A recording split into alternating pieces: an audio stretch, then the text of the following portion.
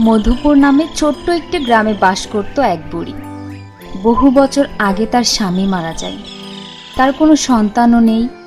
বুড়ি একা একাই জীবনযাপন করে। তবে তার বাড়িতে কিছু পশু পাখি ছিল। তাদেরকে লালন পালন করে বুড়ি সময় চলে যেত। বুড়ির থাকার ঘর থেকে একটু সামনে ছিল একটা খামার ঘর। সেখানে বুড়ির অনেক ধরনের মুরগি ছিল। বুড়ির কোনো কিছুরই অভাব ছিল না। প্রতিদিন মুরগি যা ডিম দিত তা বিক্রয় করে বুড়ি সংসার চলে যেত। কিন্তু বুড়ির একটা দুঃখ ছিল, আর সেই দুঃখ হলো তার খামার থেকে প্রায় রাতে শিয়াল ঢুকে মুরগি নিয়ে যেত। বুড়ির বাড়ির পিছনে ঘন কালো জঙ্গল ছিল।